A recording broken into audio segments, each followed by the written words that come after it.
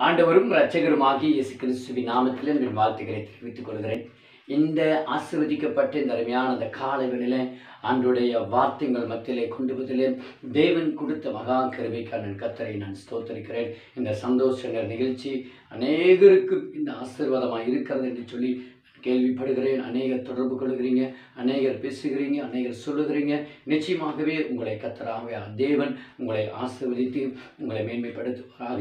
எல்ஜேவி ஊழியத்தின் மூலம் இந்த நிகழ்ச்சி உங்களுக்கு ஒளிபரப்பாகி கொண்டிருக்கும்படியாய் தேவன் கொடுத்த மகா கிருபைக்காக கர்த்தரை ஸ்தோத்தரிக்கிறேன். இந்த நிகழ்ச்சிக்காக அநேகர் ஜெபம் பண்ணுகிறீங்க, அநேகர் கர்த்தருடைய பாதத்தில் காத்திருக்கிறீங்க, அநேகர் நிகழ்ச்சியை தாங்குறீங்க. உண்மையாகவே கர்த்தர் உங்களை ஆசீர்வதிப்பாராக. அல்லேலூயா. கர்த்தருடைய நாமத்துக்கு ஸ்தோத்திரம்.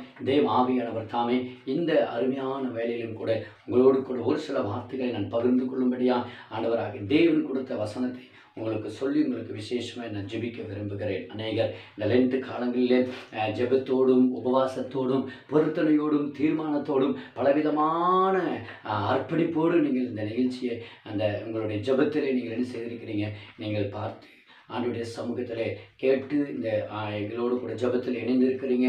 கர்த்தருடைய ஆவியானவர் தாமே உங்களை ஆசீர்வதிப்பாராக. அல்லேலூயா. இன்றைக்கு நான் ஒரே ஒரு மனுஷனை குறித்து சுருக்கமாய் உங்களோடு கூட நான் பேசி ஆண்டுடைய பாதத்தில் உங்களுக்கு ஜெபிக்க விரும்புகிறேன். வேதத்திலே என்னோடு கூட வேத புத்தகத்தை நீங்கள் திருப்பிக் கொள்ளுங்கள். பரிசுத்த மத்தேயு சுவிசேஷம் 26ஆம் அதிகாரத்தின் 75வது வசனத்தின் கடைசி பகுதி எப்படியா சொல்லுகிறது? வெளியே போய் மனம் கசந்து அழுதான். வெளியே போய் மனம் கசந்து அழுதான். யார் இது அழுகை? இந்த அழுகை யார்? பேதுரு. பேதுரு வெளியே போய் மனம் கசந்து அழுதான். ஆண்டவராக இயேசு கிறிஸ்து பேதுருவுக்கு முன்னமே சொல்லி இருந்த வார்த்தை, சேவல் கூவுறதுக்கு முன்பே 3 முறை 3 தரமனை மறுதலிப்பாய் என்று சொன்ன வசனத்தை நினைத்து கொண்டு வெளியே போய் மனம் கசந்து அழுதான். மனம் கசந்து அழுதான். எனக்கு பிரியமான தேவனுடைய ஜனங்களே, எனக்கு பிரியமான தேவனுடைய பிள்ளைகளே, இந்த உலகத்திலே பலவிதமான அழுகை உண்டு. பல விதங்களிலே பல பிரச்சனைகளுக்காக அழுகிற அழுகை உண்டு. சில பிரச்சனைகள் வியாதிக்காக அழுகிற அழுகை உண்டு. சில கடன் பிரச்சனைகள் நிமித்தம் கண்ணீர் விட்டு அழுகிற சில குடும்பங்கள், சில பிள்ளைகள் உண்டு.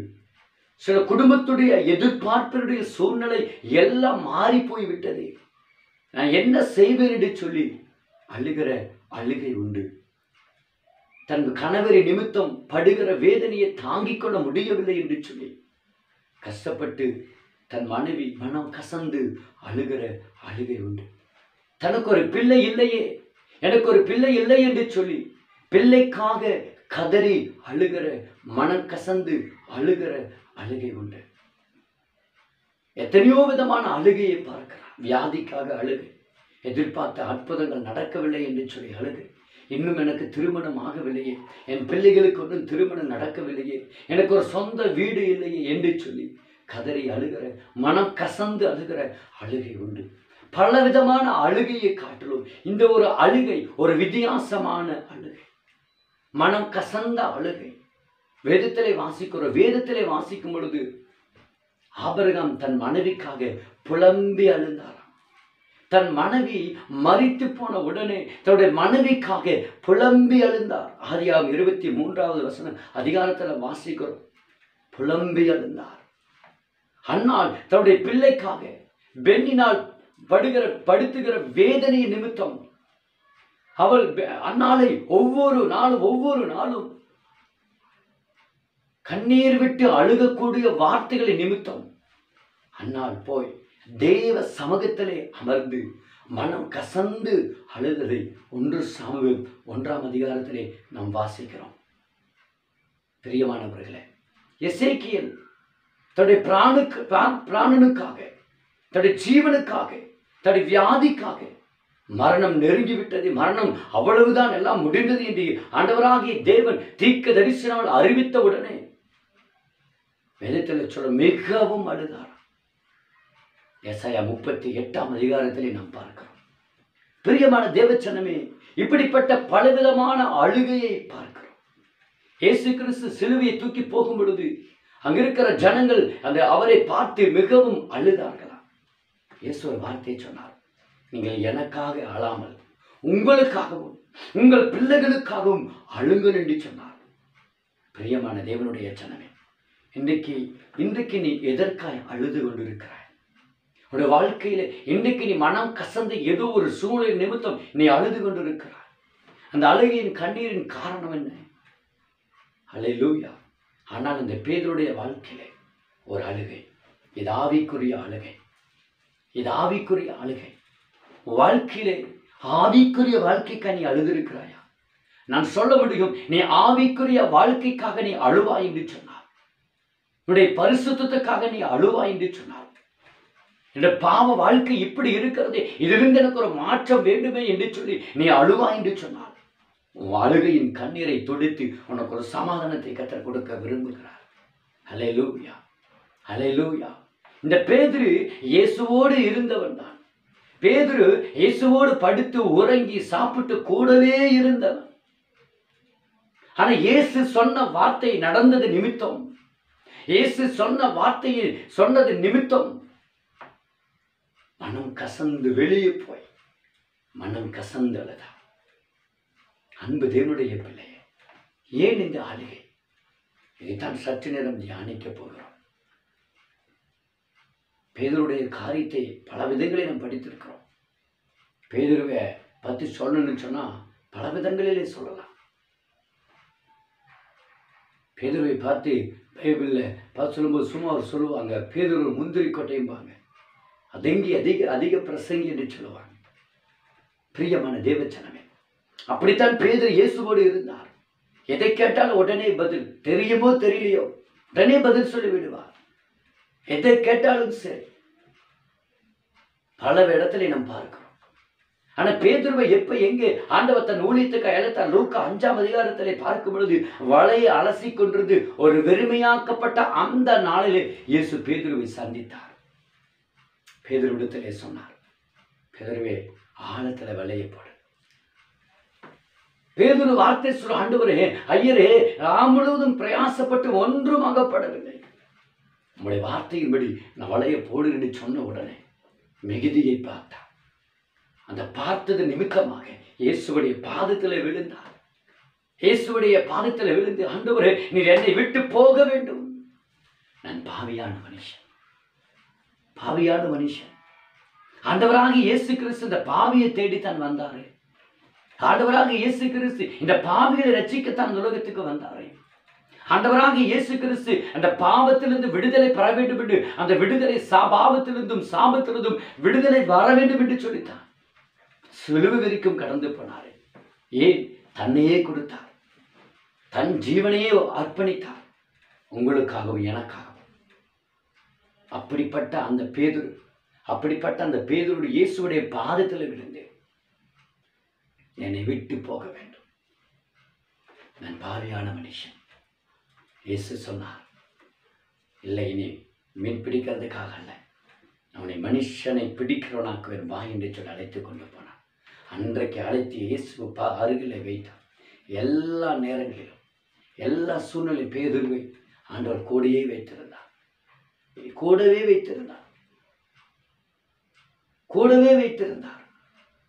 வேதத்திலே பல இடங்களிலே பேதுருவை குறித்து வாசித்திருக்கிறோம். ஆனால் இந்த கடைசி சம்பவத்தை மாத்திரம் உங்களுக்கு நான் சொல்ல விரும்புகிறேன். ஒரு முறை இயேசுவோடு அமர்ந்து எல்லாம் பேசிக் கொண்டிருக்கிற பொழுது இயேசு சொல்லுகிறார், எனக்கு இப்படிப்பட்ட ஒரு மரணம் நேரிடும், நான் அப்பொழுது மரித்து 3ஆவது நாள் கலிலேயாவில் உங்களை நான் சந்திப்பேன், உயிரோடு வருவேன் என்று சொல்லும் பொழுது பேதுரு வார்த்தை, ஆண்டவரே, இது நடக்கக்கூடாது, நீ ஒருவேளை நீ மரித்தாலும் நானும் மரிப்பேன். பலவிதமான ஒரு எதிர்பார்ப்போட இந்த வார்த்தையை சொல்லுகிறார். இந்த வார்த்தையை கேட்ட உடனே பேதுருடைய வாழ்க்கையிலே ஆண்டவராக இயேசு கிறிஸ்து சொல்லுகிறார், நான் பாவியோட கையில ஒப்பு கொடுக்க வேண்டிய காலம் வரும். அப்பொழுது அவருடைய கையில ஒப்பு கொடுத்ததுக்கு முன்பு என்னை அவர்கள் அடிப்பார்கள், என்னை மரணத்துக்கு நேராய் கொண்டு போவார்கள், நான் மரித்து உயிரோடு வருவேன் என்று சொல்லும் பொழுது பேதுரு சொல்லுங்க, ஆண்டவரே இது நடக்கக்கூடாது. உடனே ஆண்டவராக இயேசு கிறிஸ்து பின்னாடி சாத்தானே, இயேசுவோடு கூட இருந்தவன் தான். மாமிசம் ஏதோ இயேசுவோடு இருக்கிறோம், இயேசு கிறிஸ்துவோடு இருக்கிற அந்த அர்ப்பணிப்பு. அதுக்கு முந்தின வார்த்தையில வாசிக்கும் பொழுது ஆண்டவராக இயேசு கிறிஸ்து கேட்கிறார், என்னை யார் என்று சொல்லுகிறார்கள் என்று சொல்லும் பொழுது பேதுரு சொல்கிறார், நீ கிறிஸ்து தேவனுடைய குமாரன் கிறிஸ்து என்று சொல்லும் பொழுது உடனே மாம்சமும் இரத்தமும் இது உனக்கு வெளிப்படுத்தவில்லை, பிதாவானவரோடு வெளிப்படுத்திருக்கிறார். பிரியமான தேவச்சனமே, அந்த அதிகாரம் கூட தாண்டல. பேதுருக்கு ஒரு பெருமை, ஒரு வார்த்தை. உடனே சொல்லுகிறார், இந்த மரணம் உனக்கு நேரிடக்கூடாது என்று சொன்ன உடனே பின்னாடி தேவ சித்தத்தை செய்ய வந்திருக்கிறேன். பிரியமான தேவனுடைய ஜனமே, அது இயேசு கிறிஸ்து சிலுவைக்கு போவதற்கு முன்பதாக எல்லா சித்தத்திலையும் அமர்த்தி எல்லாரும் பேசிக்கொண்டிருக்கிற நேரத்தில், நீ பாவியுடைய கையில ஒப்பு கொடுக்கிற நேரத்தில் நீங்க எல்லா இடரிலிருந்து போவீர்கள். உடனே பேதுரு சொல்லுகிறார், எல்லாரும் இடர் நான் உண்மை விட்டு விலகவே மாட்டேன், நான் உண்மை விட்டு விலக மாட்டான். அப்பதான் இயேசு சொல்லுகிறார், இல்லை பேதுருவே, என் சேவல் கூகுறதுக்கு முன்னாடி நீ தான் என்னை மறுதளிப்பாய். எப்படி இருந்திருக்கும்? பேதுரு எந்த ஒரு நோக்கத்தோடு சொன்னார்?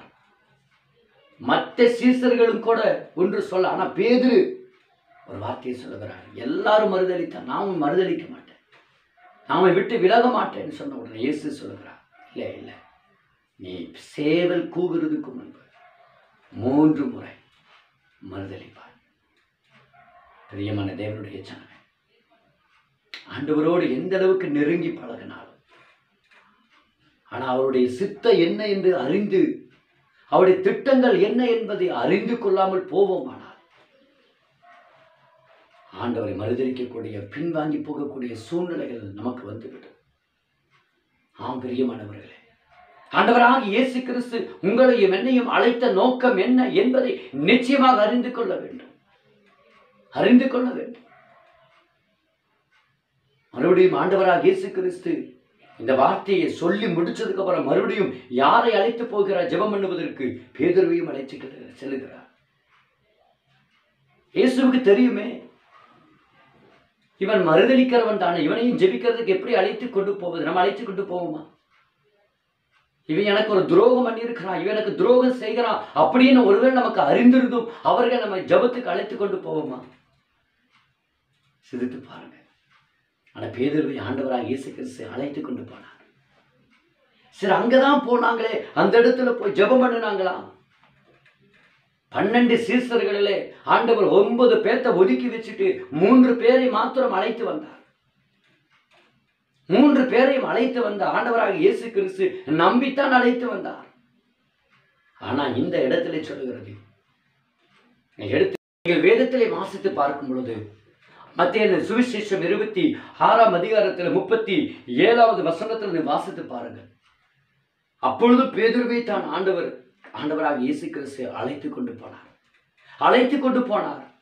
அங்கே சொல்லுகிறார், நீங்கள் 3 பேர் இங்கே தங்கி விழித்திருங்கள், நான் அப்புறம் போய் ஜெபம் பண்ணி வருவேன் என்று சொல்லி அவர் ஜெபம் பண்ண போகிறார். ஆனால் அவர்கள் ஜெபித்தார்களா? இல்லை. மறுபடியும் வருகிறார். பேதுருவே, 1 மணி நேரமாவது விழித்திருக்க கூடாதா? அப்பொழுது பேதுருவிடத்தில் தான் எந்த அளவுக்கு பேதுருவை நேசித்திருப்பார், 1 மணி நேரம் கூட நீ விழித்திருக்க கூடாதா என்று சொல்லி மறுபடியும் வருகிறார், மறுபடியும் போகிறார், மறுபடியும் ஜெபம் பண்ணுகிறார், பிதாவோடு பேசிக் கொண்டிருக்கிறார். மறுபடியும் தன்னை அழைத்து கொண்டு வந்த கூட இருந்த சீர்திருத்த பாரத்தை ஷேர் பண்ணும்படியாக வருகிறார். இவர்களும் நித்திரையில் இருக்கிறார்கள். சொல்லுகிறார், சோதனைக்குட்படாதபடிக்கு விழித்திருந்து ஜெபம் பண்ணுங்கள் என்று சொல்லுகிறார். மறுபடியும் போய் பிதாவிடத்தில் பேசுகிறார், தேவ சித்தத்துக்கு ஒப்பு கொடுத்து ஜெபிக்கிறார். பிதாவே, இந்த பாத்திரம் நீங்க கூடுமானால் நீங்கட்டும், என்னுடைய சித்தத்தின்படி வேண்டாம், உம்முடைய சித்தத்தின்படி. மரணத்தின் துக்கம், மரணத்தின் வியாகுலம், மரணத்தின் வேதனை. மறுபடியும் இயேசு கிறிஸ்து சீசரிடத்தில் வருகிறார். அவள் நித்திர மயக்கமாயிருந்தார்கள். கடைசி நேரம் தான். இயேசுடைய வாயிலிருந்து என்ன வார்த்தை வரும்?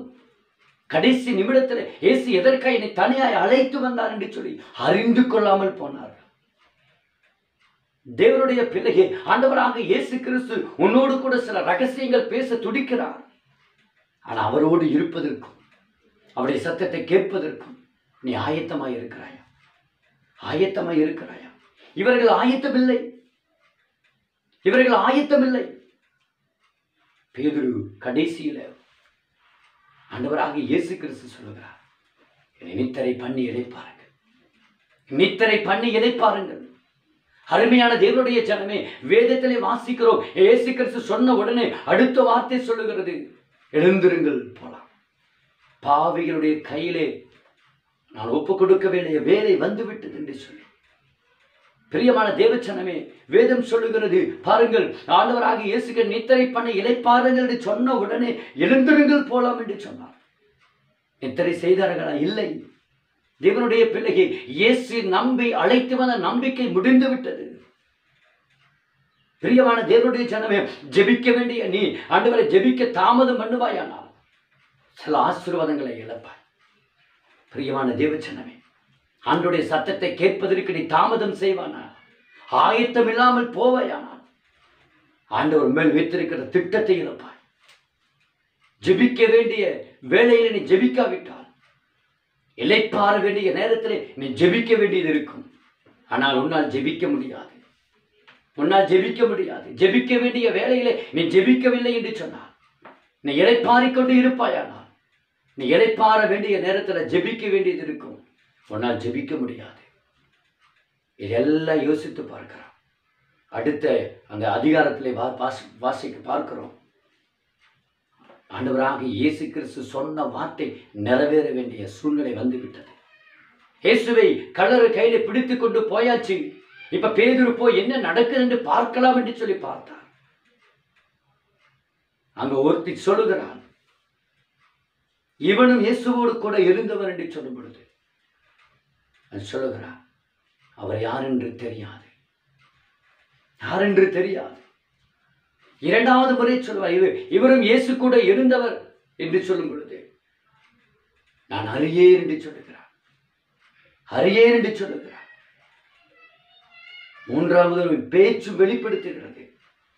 பாருங்கள், எவ்வளவு ஒரு பாக்கியம் பாருங்கள். இயேசு கூட இருந்திருக்கிறார் என்கிற அந்த வார்த்தை அநேகருக்கு தெரிந்திருக்கிறது என்று சொல்ல எவ்வளவு ஒரு பாக்கியம். பரஜாதிகள் சொல்லணுங்க, இவர்கள் கிறிஸ்தவர்கள், இவர்கள் இப்படிப்பட்டவர் என்று சொல்லி சொன்னார்கள். ஆனால் பேதுரு மறுதலித்தான். இந்த உலகம் உன்னை பார்த்து சொல்லும் பொழுது நீ மறுதலிக்கிற கூட்டத்தோடு இல்லை. வேதம் சொல்லுகிறது, கடைசியில வேத வார்த்தை சொல்லுகிறது பாருங்கள், அதுல தெளிவா சொல்லுகிறது பாருங்கள். ஆண்டவரே, பேதுருடைய வாழ்க்கையில 73வது அதிகாரத்தை நீங்கள் எடுத்து வாசித்து பார்க்கும் 73வது வசனத்தை நீங்கள் வாசிக்கும் பொழுது பாருங்கள், மத்தேயு சுவிசேஷம் 26ஆம் அதிகாரத்திலே 74வது வேத வசனத்தை வாசிக்கும் பொழுது, அப்பொழுது அவன் அந்த மனுஷனை அறியேன் என்று சொல்லி சபிக்கவும் சத்தியமனமும் தொடங்கினான். உன் பேச்சு மன வெளிப்படுத்துகிறது, நீயும் அவரோடு இருந்தாய் என்று சொல்லும் பொழுது வேதம் சொல்லுகிறது, நான் அவரை அறியேன் என்று சொல்லி பாருங்க, அந்த மனுஷனை அறியேன் என்று சொல்லி சபிக்கவும் சத்தியமனமும் தொடங்கினான். வாழ்க்கை இன்றைக்கு எதற்காய் தொடங்குகிறது? இயேசுவோடு இருக்கிற ஜெப ஜீவியம் தொடங்குகிறதா? வேதத்திலே சொல்லுகிறது. நல்ல ஒரு காரியத்தை நான் புரிகிறவாறு சொல்லுகிறேன். தெரியாது என்று சொன்ன பேதுருடைய வாழ்க்கையில இன்றைக்கு நம்முடைய வாழ்க்கையில இயேசுவை தெரியாது அப்படி என்று நீ சொல்வாய் என்று சொன்னால், அப்ப இன்றைக்கு இயேசுவோடு நான் இருக்கிற, இயேசுவோடு தான் வாழ்கிற, நானும் ஒரு கிறிஸ்தவன் தான், நானும் ஆண்டவருக்காக எதை செய்கிறேன் என்று சொல்லி இன்றைக்கு முன்னாடி ஆண்டவரை தெரியாததுக்கு முன்பாக நீ வாழ்ந்து கொண்டிருந்த வாழ்க்கையை இன்றைக்கு நீ வாழ்ந்து கொண்டிருப்பாய் என்று சொன்னால் மறுதலித்துக் கொண்டிருக்கிறாய். இயேசுவை தெரியாததுக்கு முன்பு நீ எப்படி வாழ்ந்துட்டு இருந்தியோ அதே ஒரு வாழ்க்கை இன்றைக்கும் இயேசுவுக்கு பிரியமில்லாத வாழ்க்கையை வாழ்வாய் என்று சொன்னால் நீ மறுதலிக்கிறாய். இயேசு எப்ப தெரியாது அப்படின்னு சொன்னானா, பேதுரு இயேசுவை அறியாததுக்கு முன்பாக அந்த நிலைமைக்கு கொண்டு வந்தாச்சு. ஹல்லேலூயா. பேதுரு இயேசுவோடு இருந்ததுதான், ஆனா தெரியாதுன்னு ஒரே வார்த்தையில சொல்லியாச்சு. சபிக்கவும் சத்தியமனமும் தொடங்கினான். அன்பான தேவனுடைய பிள்ளையே, உடைய தொடக்கம் இங்கே. மகிமையின் தேவனை நோக்கி பார்க்கிற ஜெப ஜீவியத்தோடு தொடங்குகிறாயா, இல்லை தெரியாததை போல வாழ்ந்து கொண்டு மறுதலித்துக் கொண்டிருக்கிறாயா? யோசித்துப்பார், யோசித்துப்பார். தேவனுடைய பிள்ளையே, உன்னுடைய வாழ்க்கையை ஆண்டவராக இயேசு கிறிஸ்து உன்னை நேசிக்கிறது உண்மைதான். ஆனால் இன்றைக்கும் தெரியாததை போல வாழ்ந்து தன்னுடைய வாழ்க்கையை பாவத்துக்கும் சாபத்துக்கும் என்னை அர்ப்பணித்துக் கொண்டிருப்பாய் என்று சொன்னால், இன்றைக்கும் குடும்பத்தின் மேல் உன் மேல கர்த்தருடைய சாபம் வரும் வரும். அல்லேலூயா. கர்த்தருடைய வார்த்தை சொல்கிறது, தெரியாது என்று பேதுரு சொன்னார். ஆனால் அதுக்கு பின்பு நடந்தது என்ன தெரியுமா? தெரியாது என்று சொல்லிட்டு அப்படியே போகலைங்க. இயேசு சொன்ன வார்த்தைகளை நினைத்து கொண்டு வெளியே போய் மனம் கசந்து அழுதார். அந்த அழுகைத்தான் இயேசு பார்த்தார். அந்த அழுகைத்தான் இயேசு பார்த்தார். நீ மனம் கசந்து அழுதிருக்கிறாயா? நான் இயேசு மறுதலித்து பாவ வாழ்க்கையிலே இன்னும் தெரியாததை போல வாழ்ந்து இருக்கிறேன், தெரிந்தும் தெரியாததை போல வாழ்ந்து கொண்டு இருக்கிறேன் என் மனம் கசந்து இருக்கிறாயா? அந்த உள்ளத்தை கர்த்தர் பார்க்கிறார். பகிரங்கமான பாவம், துணிகரமான பாவம், துணிகரமான செயலின் பாவம் கர்த்தர் பார்த்து கொண்டிருக்கிறார். தெரியாது என்று சொன்ன பேதுருவை போல அல்ல, தெரியாது என்று சொன்ன பேதுருவை போல அல்ல. அந்த மனம் கசந்து அழுதான். ஐயோ, இயேசுவோடு எப்படியெல்லாம் நான் இருந்திருக்கிறேன். இயேசு எவ்வளவு நேரம் என்னையே யோசித்து என்னையே அழைத்து கொண்டு வந்து கடைசி நேரத்திலே கூட இது எல்லாம் நினைத்து பார்த்திருப்பார்.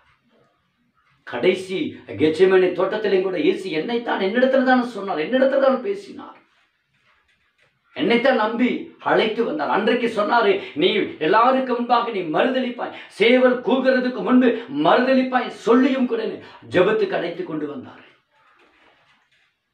அந்த நம்பிக்கை வீண் செய்து விட்டேன். இதை எல்லாம் நினைத்து அழுகிறார். இதுதான் ஆவிக்குரிய அழுகை, இதுதான் ஆவிக்குரிய அழுகை. தேவப்பிள்ளை, ஒரே ஒரு காரியத்தை கேட்கிறேன். நேற்று ஜெபிக்கவில்லை என்று சொல்லி இன்றைக்கு நீ அழுதிருக்கிறாயா?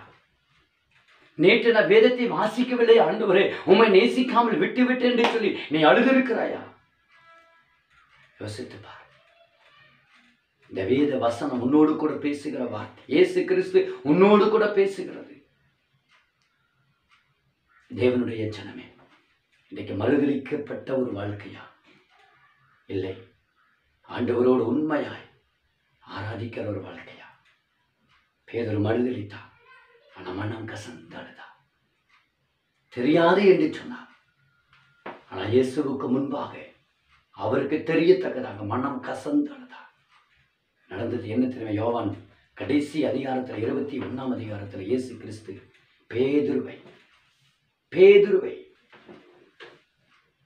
பார்த்து என்னை நேசிக்கிறாய் என்று கேட்கிறார். எவ்வளவு ஒரு சந்தோஷம்! பேதுருவே, என்னை நேசிக்கிறாயா? இன்னும் என்னை நேசிக்கிறாயா? அன்பு. அன்னைக்கு மனம் கசந்து அழுது நான் பார்த்தேன் பேதுருவே. நீ கசந்து அழுததை நான் கண்ணால கண்டேன் பேதுருவே. அந்த அழுகையை கர்த்தர் பார்த்தார். எனக்கு பிரியமான தேவச்சனமே, 3 முறை கேட்கிறேன், என்னை நேசிக்கிறாயா? என்னை நேசிக்கிறாயா? கடைசி பேதுரு துக்கப்பட்டார். எல்லாம் உங்களுக்கு தெரியும் ஆண்டவரே என்று சொல்லி ஒரே வார்த்தையில முடிச்சுட்டார். பேதுரு மறுபடியும் ஆண்டவராக இயேசு கிறிஸ்து மறுபடியும் பேதுருவை நேசித்தார். நாடுகளை மேற்பாயா, நாட்டுக்குட்டிகளை மேற்பாயா? அந்த ஒரு நம்பிக்கை இன்றைக்கு உண்மையில் கர்த்தர் வைத்திருக்கிறாரா? நீ என்னுடைய பாரத்தை லேசாக்க முடியுமா, என்னுடைய பாரத்தை உண்மையில் வைக்கிற சுமக்க முடியுமா என்று சொல்லி இன்றைக்கு நம்பிக்கையோட நடுவிலே வந்திருக்கிறார். தேவ பிள்ளையே, கர்த்தருடைய வாழ்க்கையில ஒரு மிகப்பெரிய ஒரு எதிர்பார்ப்பை தேவன் கொடுக்கிறார், நம்புகிறார், இன்றைக்கும் நம்பிக்கொண்டிருக்கிறார். அந்த நம்பிக்கை இழந்து போகாதே, அந்த நம்பிக்கை இழந்து போகாதே. கர்த்தருடைய பாதத்தில் ஜெபிக்கலாமா? ஒரே ஒரு வார்த்தையோ ஆண்டுடைய பாதத்தில், உலகத்துக்காக நீ அழுகிற அழுகை அல்லப்பா, என்னுடைய ஆவிக்குரிய வாழ்க்கைக்காக தேசத்துக்காக அழுகிற மனம் கசந்து அழுகிற அந்த அழுகையின் பாரத்தை எனக்கு தாரும் என்று சொல்லி கேட்கலாமா? நல்ல பிதாவே, இந்த வார்த்தை கேட்டு என்னோடு கூட ஜபத்தில் இருக்கிற அன்பு தெய்வ பிள்ளைகள் ஒவ்வொருவரையும் இயேசு கிறிஸ்துவின் நாமத்தில் நம்முடைய பாதத்தில் நிறுத்தி சொல்லிக்கிறேன். பேதுரு 3 முறை மறித்தளித்தார். ஆனால் மனம் கசந்து போனான், மனம் கசந்து அழுதான். ஆண்டவராக இயேசு கிறிஸ்து கண்டு பார்த்து பேதுரு மறுபடியும் தேடி வந்தேன். இன்றைக்கு ஒருவேளை என்னோட வாழ்க்கையில ஆண்டவர் உமக்கு பிரியமில்லாத காரியங்கள், ஆண்டவராக தேவன் மறுதளிக்கப்பட்ட ஒரு சூழ்நிலையில முன்னாடி ஆண்டவரை கர்த்தாவை தெரியாத முன்னாடி வாழ்ந்த அந்த வாழ்க்கை இன்றைக்கு நாங்கள் வாழ்ந்து கொண்டிருப்போமானா எங்களை மன்னியும் ஆண்டவரே, எங்களை மன்னியும் அப்பா. மனம் கசந்து கொண்டிருக்கிற ஒவ்வொரு பிள்ளைகளை கர்த்தர் இன்றைக்கு தொடும், இப்பொழுது தொடும், இப்பொழுது தொடும். நம்முடைய கருத்தில் ஒப்பு கொடுத்து ஜெபிக்கிறோம். தொடர்ந்து நம்முடைய பிரசன்னத்துக்கு ஒப்பு கொடு. எங்களோடு கர்த்தர் பேசும். நம்முடைய வார்த்தைகள் எங்களை ஒப்புக் கொடுக்கிறோம்.